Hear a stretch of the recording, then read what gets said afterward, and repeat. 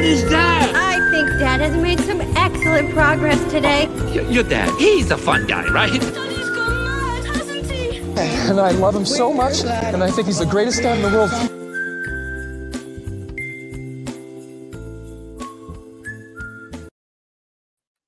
Welcome back to the Working on the Dad Pod. I'm Alex. Ethan's here. We've got a great episode for you guys tonight.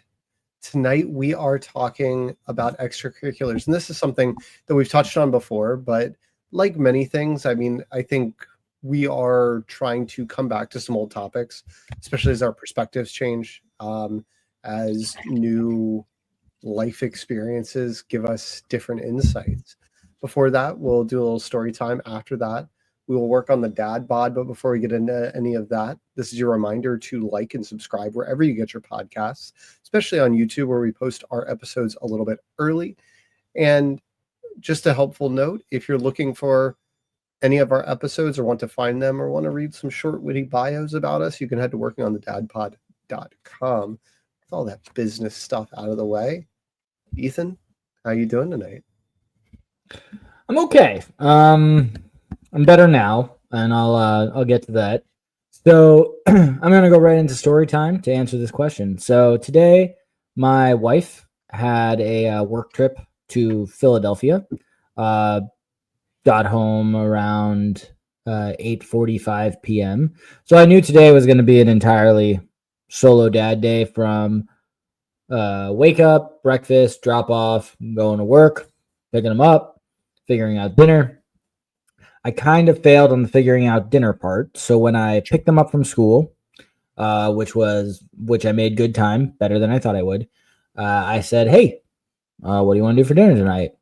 They didn't take them that hard to convince me that we should order wings. I was like, great. Checked one of the wing places. They had 0 delivery fee. Great. Awesome. No issues there. Yeah. So order, and it says it's going to be about an hour, which is, 30 minutes, like about an hour later than I would normally want to do dinner. But it's wings. It's fast. I thought, let me throw them on an episode of Daniel Tiger. I'm going to do all my chores so that when we have dinner, all we got to do is eat it, and then we go up. So dinner delivery guy got super delayed to the point where he was about 45 minutes late. So I had to pivot and feed them food. They each had a pancake. They each had some rogue slices of pepperoni. Yep. And that was like just trying to hold them over until the wings got there. Finally, the wings get there, and they both just start like really just complaining, not about the food, but just it was late. They hit a wall, and it got rough to the point where I end dinner early, and when you shower, my 3-year-old, all she does, she's at the point where the only way she can talk is via like crying, which is really frustrating because it's just you could just talk and I could hear you, but you're crying and I can't understand what you're saying. And I haven't told you no on anything. I just need you to tell me what you want. So it's a lot. Normally, when my wife is out and I do bedtime solo, they are normally in bed 30 minutes before, like when we're both home, and I look like Superman. But tonight it was, I was still in the room when I saw the Simply Save notification that she got home, and I thought, and like my perfect streak was done, which was really upsetting. But I get out of the room, they're asleep, and my wife brought back a cheesesteak from Woodrow's, which I had when I went to the Miami Temple game, and it was fire. And it was fire once again. So I am now cheesesteaked, and I'm feeling good. How are you? I'm good. I'm good. Yeah. I didn't eat a lot of wings because I was hoping for a cheesesteak, and the gods came in my favor. Yeah. I mean, did she give you a heads up on the cheesesteak? She gave me a heads up, but it was like in my mind, I ordered less than I normally would, but then it got here so late that I ate half of what I ordered. So yeah, like just, but No, but I guess I was just wondering if the cheesesteak was a surprise because like I don't mind a nice food surprise, but like my wife will give me a heads up, even if she wants to surprise me with a food. She won't tell me what food maybe sometimes, but she would say like, "Hey, don't eat. I got you something." Right? no, Give I me knew give I me knew that. it was I knew it was coming. Actually, fun little side story. She and her friends were going to go somewhere else, and they place an order to take home on the train. And they get called from the restaurant saying, "Hey, a sinkhole just opened up in front of our restaurant, and Sure. we don't have any water, so can't fulfill your order." Like, well, it was nice of them to call. So then my wife says to the group, "Well, Ethan said he wanted a cheesesteak from this place." They Googled it. It's like, okay, 5 minutes away. They do a bunch of orders, and it sounds like everybody who ate theirs on the train was very happy. So I might have saved the day just because I wanted a cheesesteak. So Nice. yeah. So, it was a semi-surprise, but yeah. Cool. But you're good? I'm good. Yeah. I mean, if you can tell from those of you watching video, my recording location, I am at my in the house desk. So like Ethan, I'm solo dadding.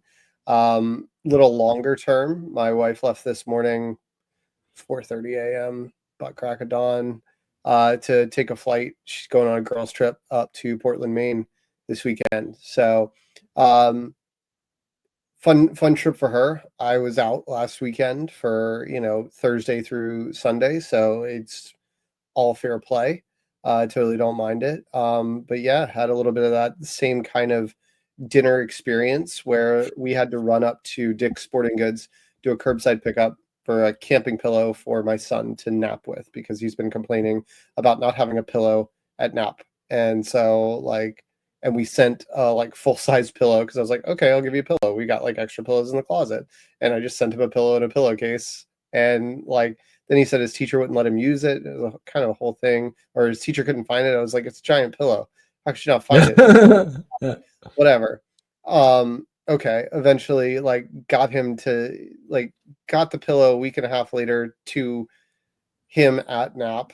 Through more work than I don't even know what happened. We kind of mentioned it to the teacher a couple times, and she didn't directly respond to the messages. And the assistant director happened to be at drop off on Wednesday morning. I was like, "Hey, he's got a pillow. Is he allowed to use that?" And they were like, "If it's small." And I was like, "Well, this one's kind of big, but it's already here. I'm happy to bring him a new one for Friday." So that was this pillow. So we're up at Dick's Sporting Goods, and I asked the kids what they want for dinner, and my daughter says she wants Pei Wei, and my son's like, "I want Jimmy John's," and they just start bickering, of who's gonna win this, and I haven't said a word, and they're on the verge of tears, almost instantly fighting with each other. Pick me, Dad. Dad, you're the tiebreaker. What do you want? Pei Wei and Jimmy John's are next door to each other. Literally next door to each other. Park once, pick up both. I was like, you can both get what you want. I don't care. I'm going to order it. We're a 15-minute drive away from these restaurants. They're both going to fulfill the orders. And maybe we sit in the parking lot for 2 minutes and then we walk in and pick them up. And they're like, oh, okay. So that's what we did. I was like, I kind of want Pei Wei, but that's totally fine. You can just get a sandwich next door. So great. But my story time was actually I've got some props tonight. So I've got some coupons here. No. These I've got, let's see, 1, 2, 3, 4, 5, 6, 7 coupons. What they are doesn't matter. But we got those in one of those Valpak savings things that comes in the mail. I don't know if you remember those, if you still get them. We still get them. We usually just recycle them. But last time we got one a few weeks ago, my kids went crazy. They were like, I want coupons. I'm like, okay. So my wife sat there just calling out, okay, who needs tree trimming services? Who needs eyebrow waxing? Whatever. And just handing out coupons. Right. And this time we got them, and she decided to do something a little bit smarter. And we sort of workshopped this because her first idea was to auction them off, for how many bites of dinner you were going to take, or what other things you were gonna do, like whatever. And like that plan completely went to shit immediately because like the first coupon went for 20 bites of dinner. And we're like, okay, because they were just like auctioning back and forth. I'll do 1 bite, I'll do 2 bites, I'll do 20 bites. And you're just like, okay. And it's like we've got 35 coupons left to go.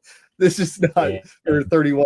This is not the most sustainable. So my wife pivoted, took away their coupons, and said, okay, you each get 16 coupons.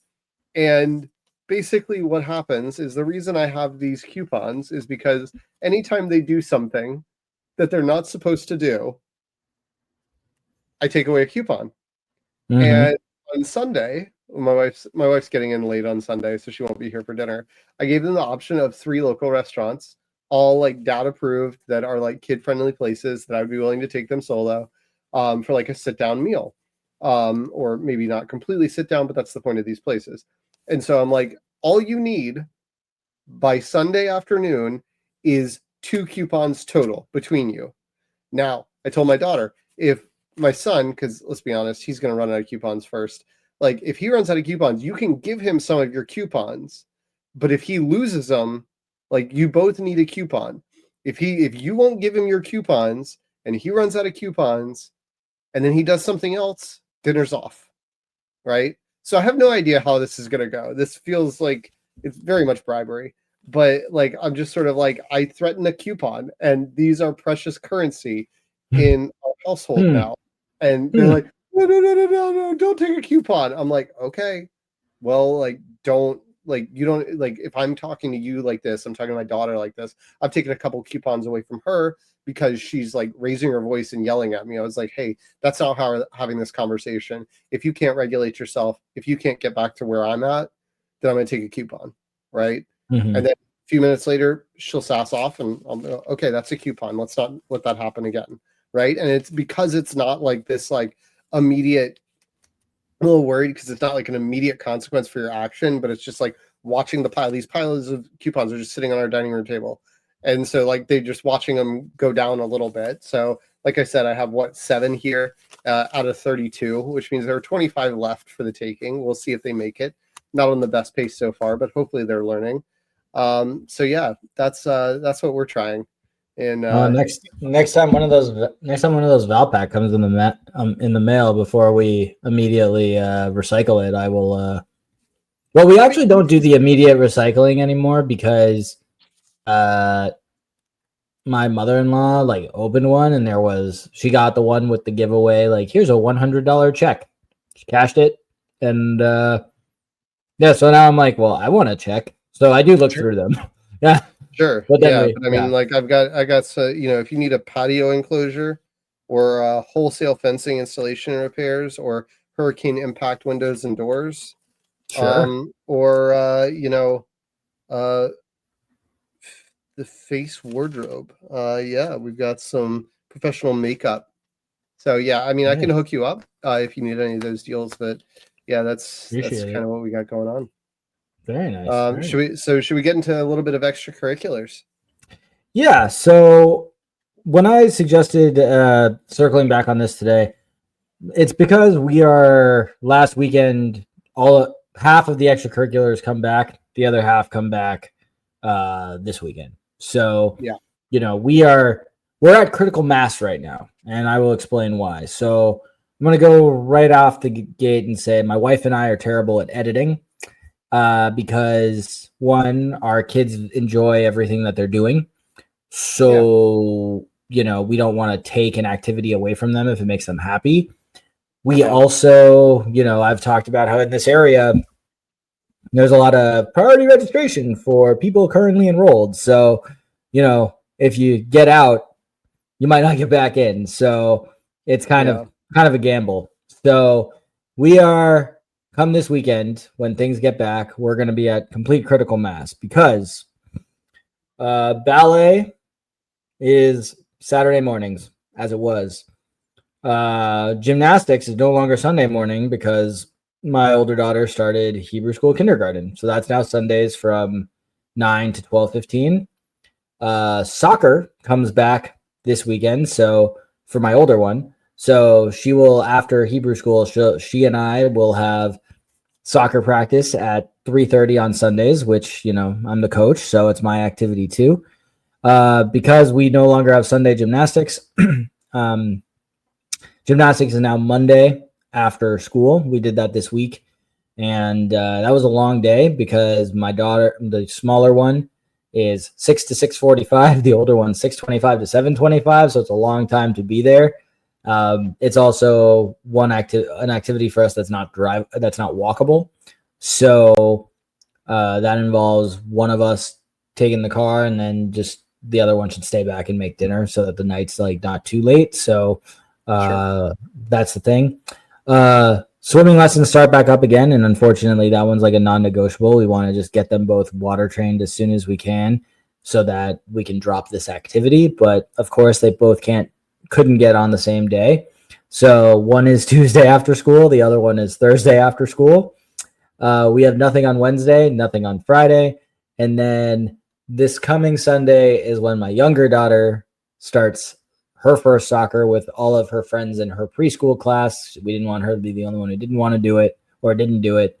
So that's actually right in the dead center of when her older sister is at Hebrew school.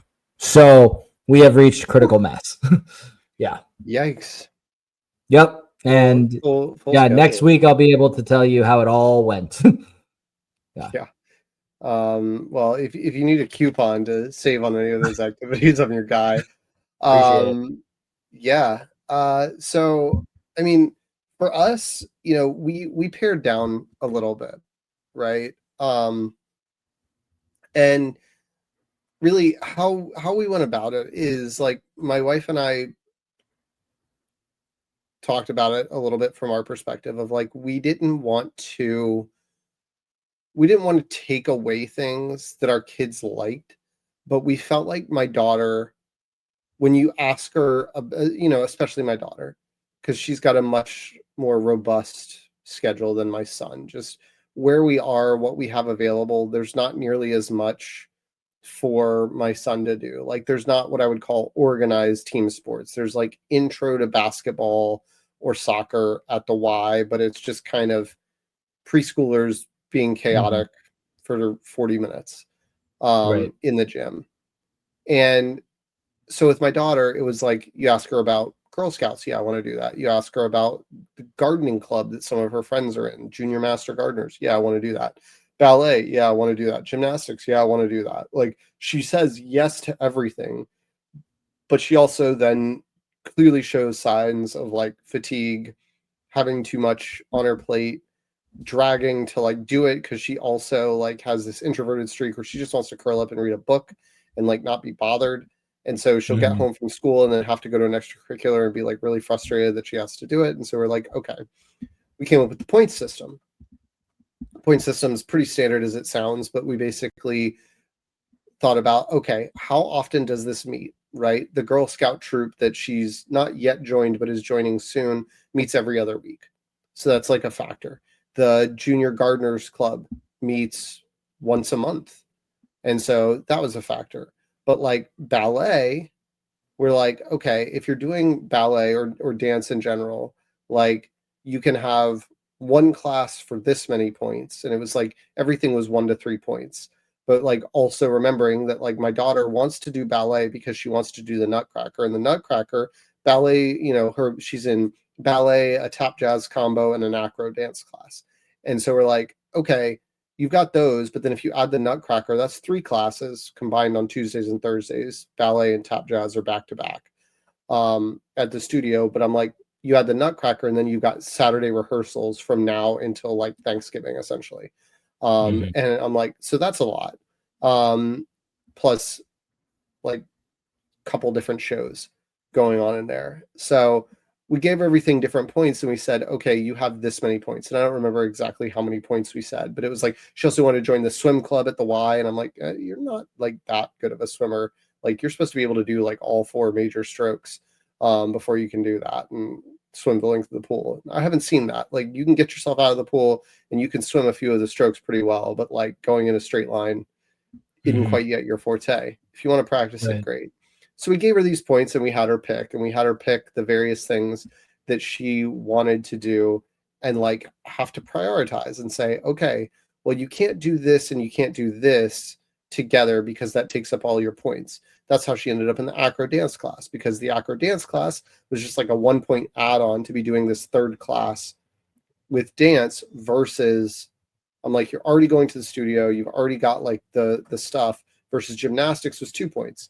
Gymnastics was 2 points, even though it's just as much of like a, you know, number of classes per week kind of thing, but we're like, it's 30 minutes away from our house.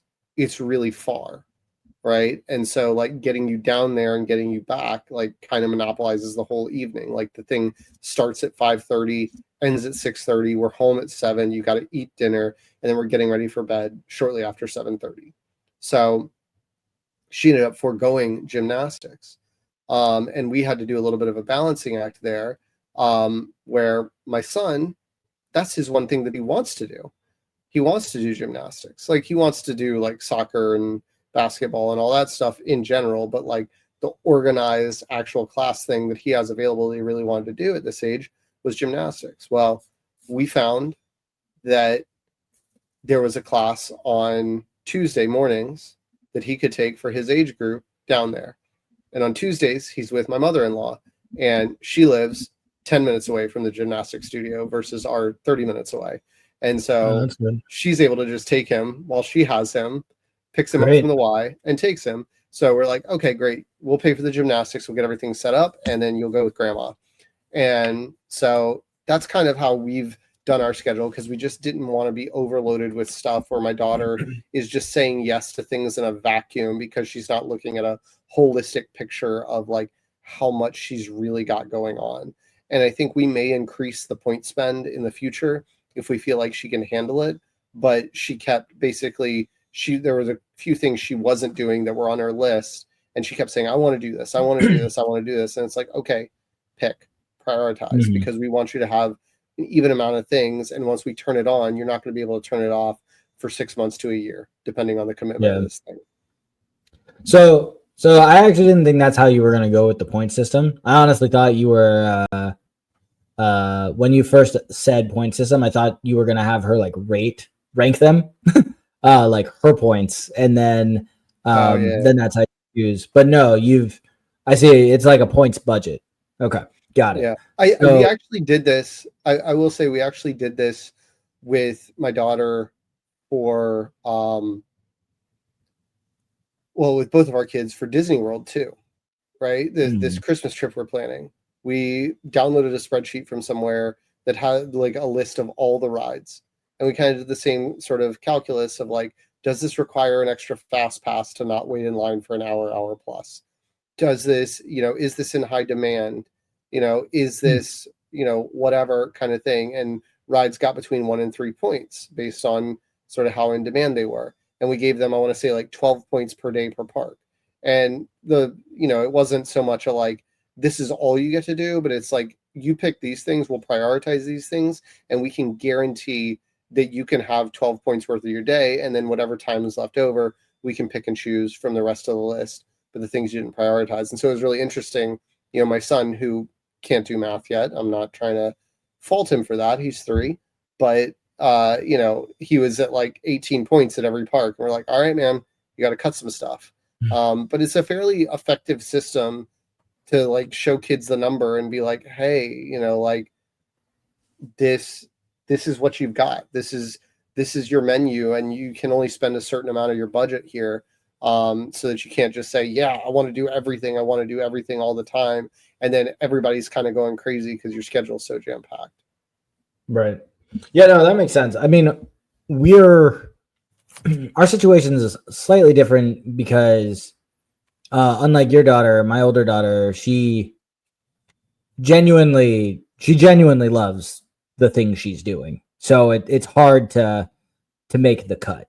It's not even the fatigue. I mean, yeah, last Monday was a long day, but it was, the first day of trying to make it work.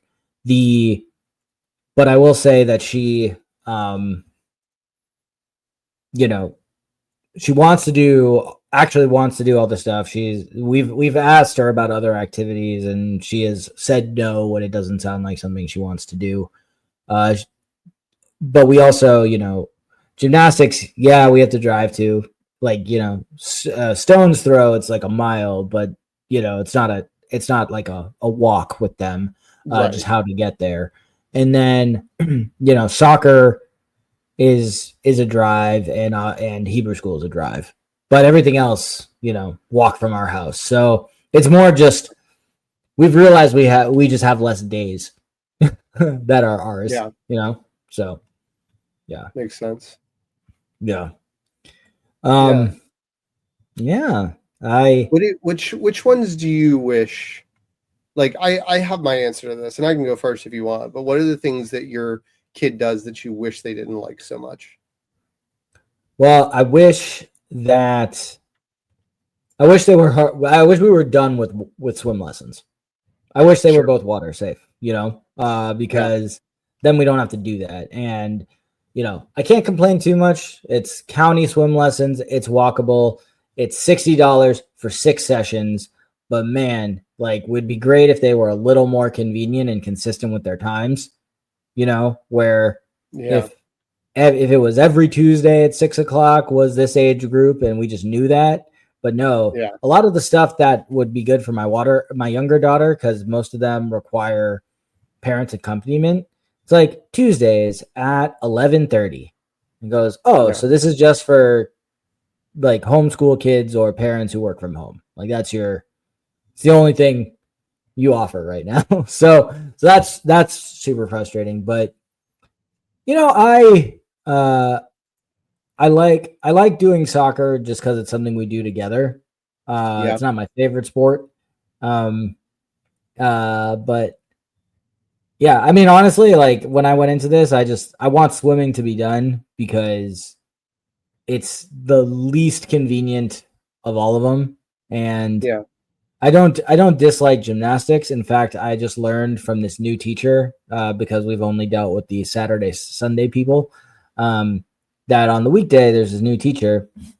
She introduced herself to me after the class, and she says, your daughter has amazing strength and poise for her size.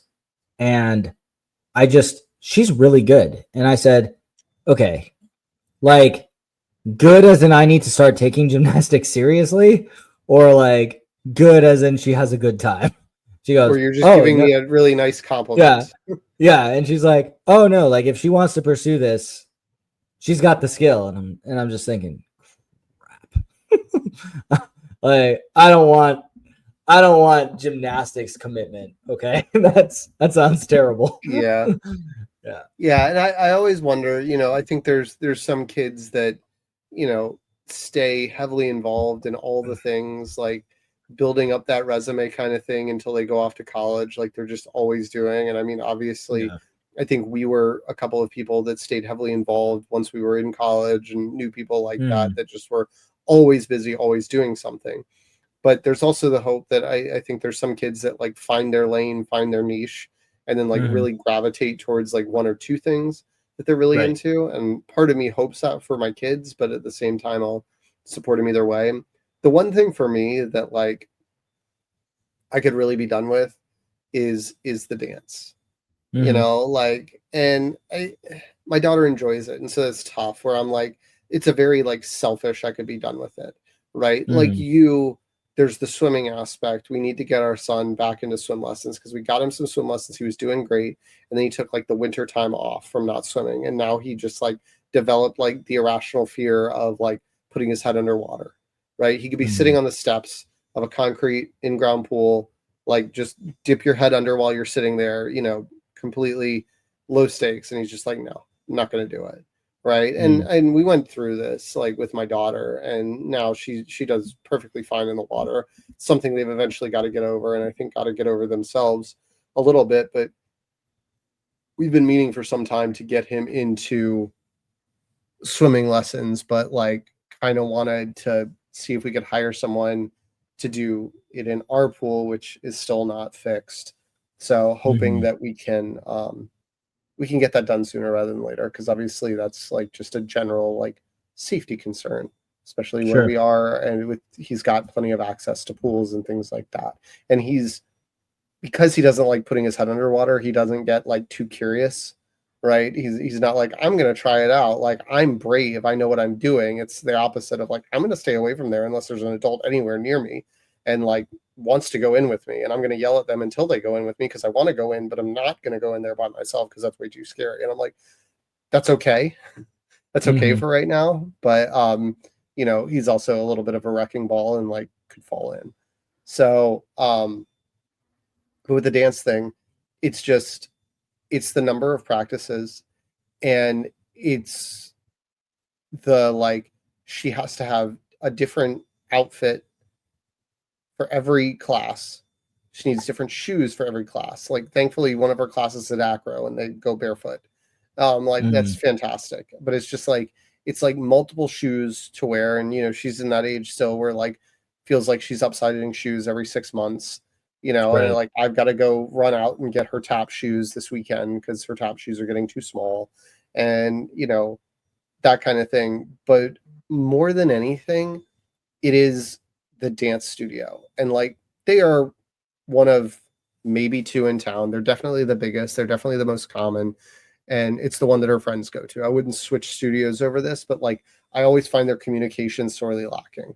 Right. I've told the story before of like showing up to like Wizard of Oz rehearsal one day, and it was supposed to be a full costume rehearsal, and I didn't know that because it's like not openly broadcast on their website. Their resources are fairly hard to find. When I look at like, they announce the week, the Monday of the following Saturday, who's going to be needed at a Nutcracker rehearsal. So we can't plan like weeks in advance. We just might know that week. Like, if we wanted to do something with the kids on Saturday, we have a few days to plan something, but like, we're not going to know what time, how long, or even if she's going to be needed at this Nutcracker rehearsal. I'm like, you guys have been doing this for decades, and you can't just have like a set cadence of like, this is the rehearsal schedule for this part.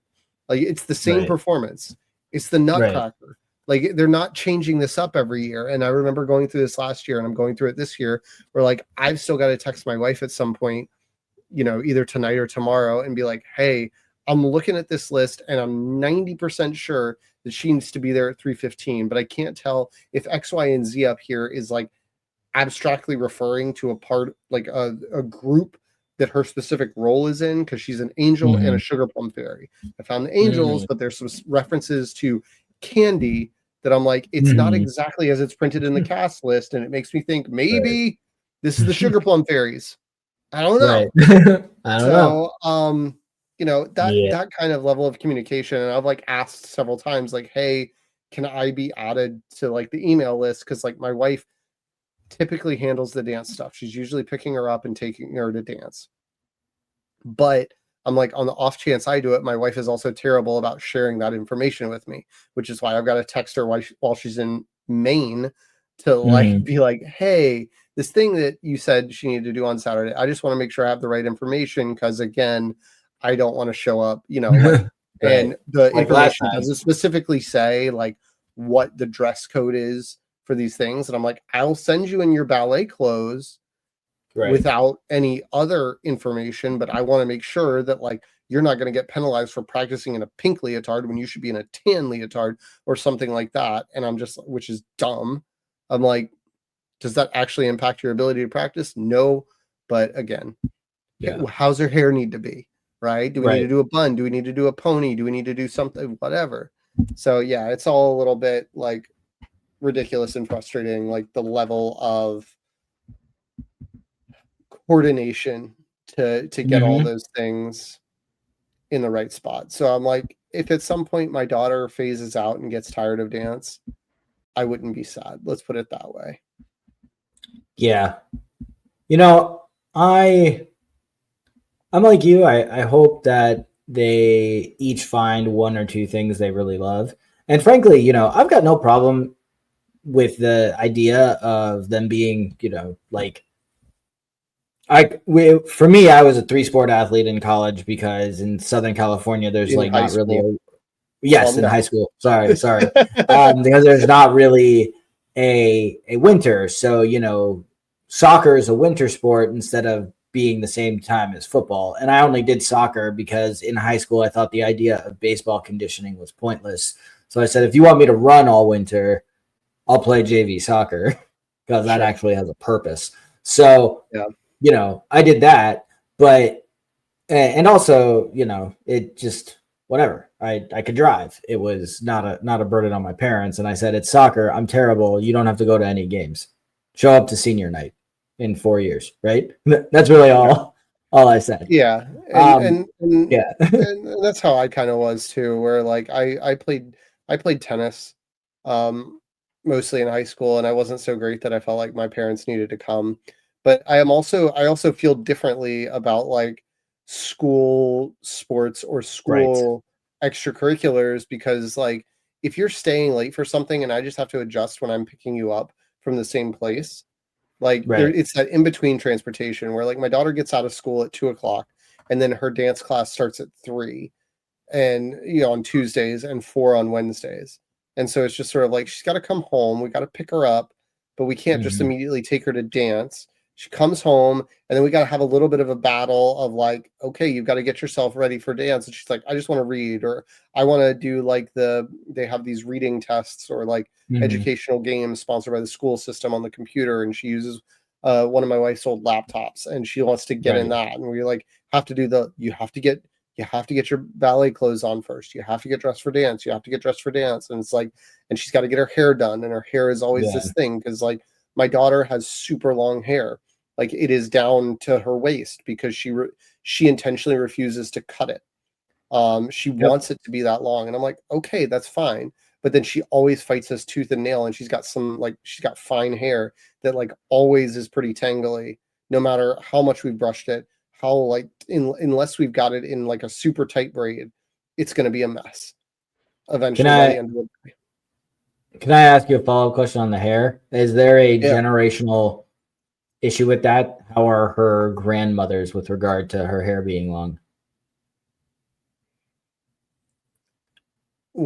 So can you rephrase that? Like, what do you mean? So my daughter, she's never gotten her hair cut either. When it typically goes down to her butt. When it's wet, it goes down to her knees. She's never gotten it cut. And my mother-in-law, well, every time she see her, when are you going to get a haircut? When, like, your hair's so long, it needs to get. Okay. No, because when I don't think there's a generational divide. My daughter very much associates it with femininity. And so like it's a very girly thing, which is kind of interesting, because like both my mother-in-law has like shoulder length hair at most, and my mom has hair like the length of mine. It's a feminine hairstyle, but like you've seen my mom. But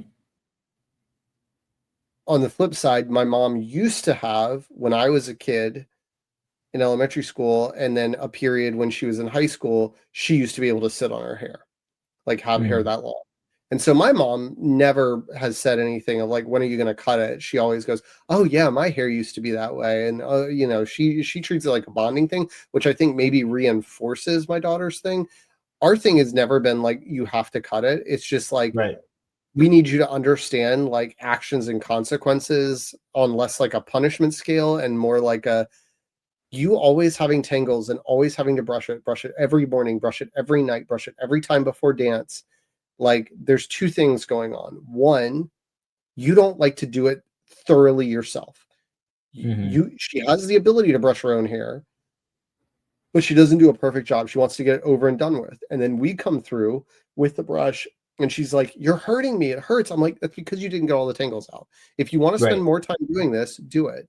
But you're choosing to have long hair. You're choosing not to brush it thoroughly, and you're choosing to blame us and be mad at us for the tangles that exist in your hair. Like, yes, genetically, we are at fault for this.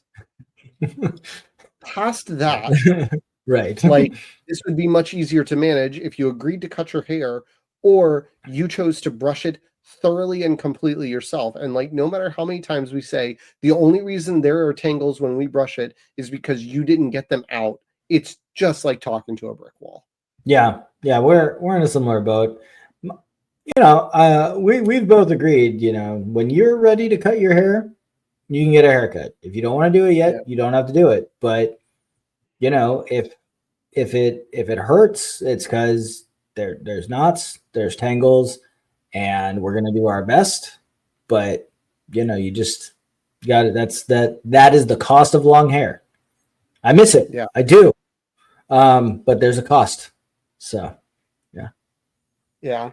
Sorry about that hair tangent, but yeah. No, but it's part of the thing, because the hair is always involved in the dance, and every different dance class or performance needs her hair a certain way, needs it in a bun, needs it this, and it's like brushing it thoroughly so you can get that tight ballet bun, or even for acro, just a tight pony, and it needs to be, like there's some days where she's like running a little later for school, or we're just not feeling it.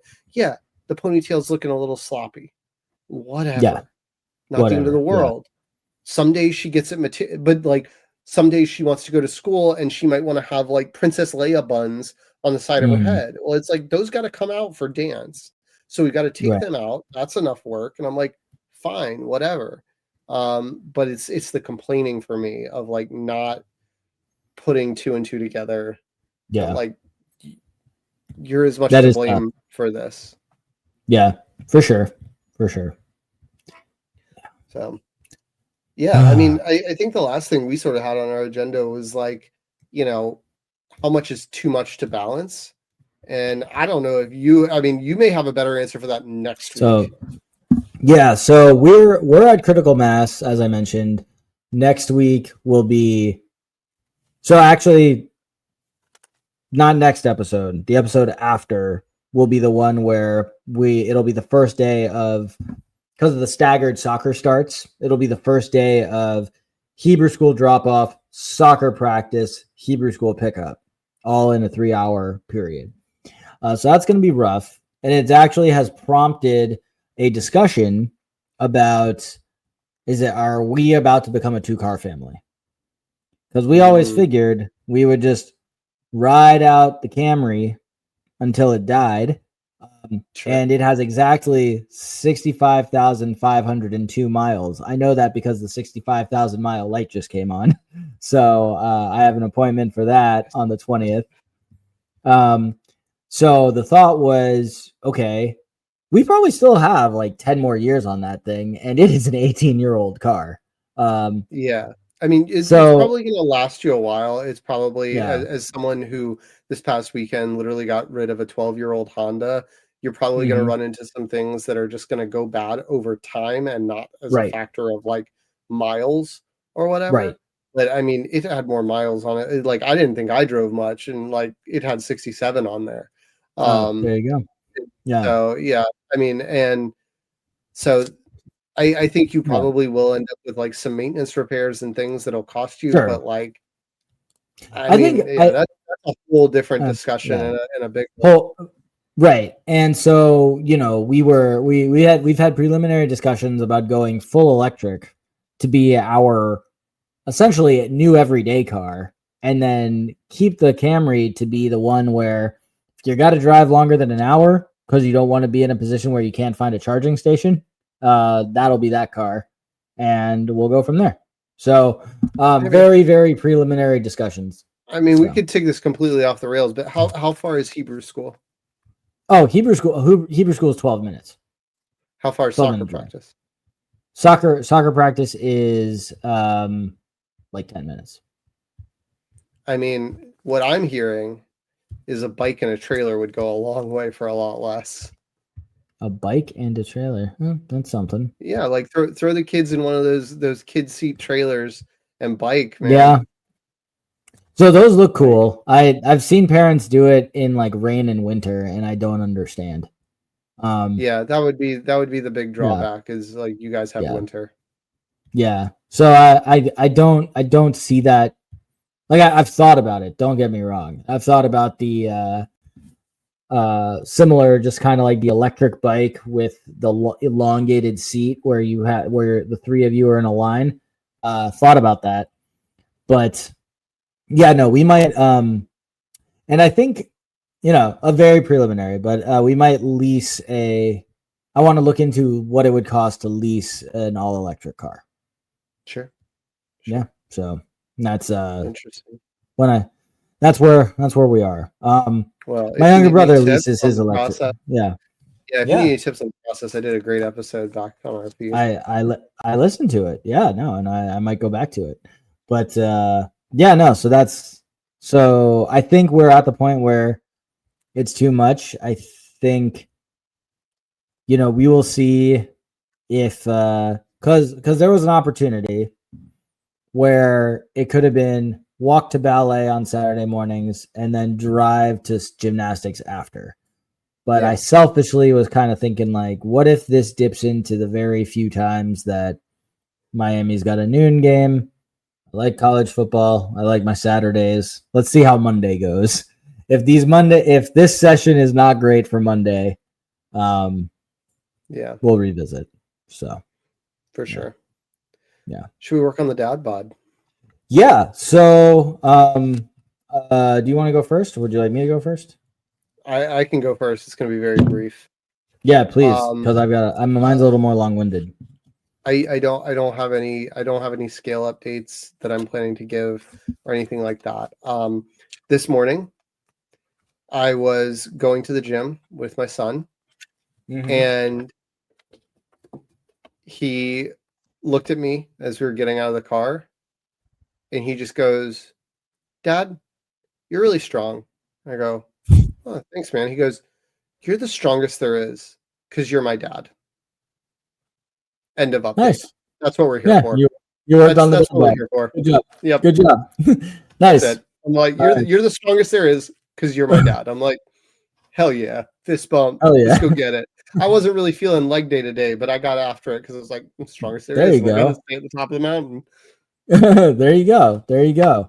So I mentioned last week we recorded on Tuesday. I mentioned how last Friday, or 3 days after we recorded, I was going to have my next body screening scan. So just to recap, I've now done 4 of these, each one 7 weeks apart. So it's been 28 weeks. The first one being on April 4th. So I think that was 3 or 4 episodes into this season. So because the weight on those is with clothing, I'm just going to talk about the skeletal muscle mass and the body fat percentage. And I will give my weight update after, which I did full nude before we started recording tonight. Again, full nude. So my skeletal muscle mass on April 4th was 83.6 pounds, and my body fat percentage was 25.1. On May 28th, skeletal muscle mass was up 2 pounds, 85.8, and down 4.1% body fat to 21%. Nice. On July 17th, I actually dropped 0.5 pound in skeletal muscle mass to 85.3, but I went down another 1.9% in body fat percentage to 19.1. So last Friday, I reached my peak of 86 pounds of skeletal muscle mass. So that's the highest so far. And a new low of 17.6% body fat. I have gone 25.1 to 17.6% body fat in 28 weeks. Nice. So I'm feeling pretty good. On that note, I weighed in tonight at 176.6. So I am 6.6 pounds away from my goal weight. I am feeling good. I am looking good. People at work are being like, "You're really skinny," in a surprising way. And that's all I like to hear. They're like, you're the skinniest there is because you're my dad. Because you're my dad. Yeah. And every once in a while, my wife will walk by and she'll stop and she'll look and be like, "I'm looking good." I'm like, "Great." Okay. So I'm feeling good. Yeah, 6.6 pounds. Definitely had a few of those comments from my wife from time to time where she was like comparing me to somebody else's significant other, and she said something along the lines of, "Yeah, he's about your height and about your weight. Like, he doesn't have as much muscle mass as you." And I was like, things nobody I thought had ever said about me in my life. Right. Okay, right. go on. Say more. Yeah, please, please. But yeah, pretty much, I average 20 miles a week running and lifting on average 4 days a week, give or take a couple telework days. But things are good. So yeah. Good. Yeah. I don't have a new goal date for my goal weight, but I'm Keep plugging away. ideally 6.6 pounds, maybe by my birthday. That's 4 weeks from today. I don't know. Yeah. We'll see. We'll see. Maybe. All right, guys. Well, go Canes. Ethan, I'm Alex. Thank you for joining us, and we will be back next week with a fresh episode. Oh, wait. Happy anniversary to my wife yesterday. Love you. Yeah, happy Yeah. anniversary to your wife. If this is the first time you're telling her, shame on No, you. I don't think she listens to this podcast, so she might have heard me downstairs just saying that, but we're celebrating tomorrow. We're trying a new restaurant. We got a babysitter, so excited. Date night. happy anniversary to you guys. Thank you. Bye-bye. Bye, everybody.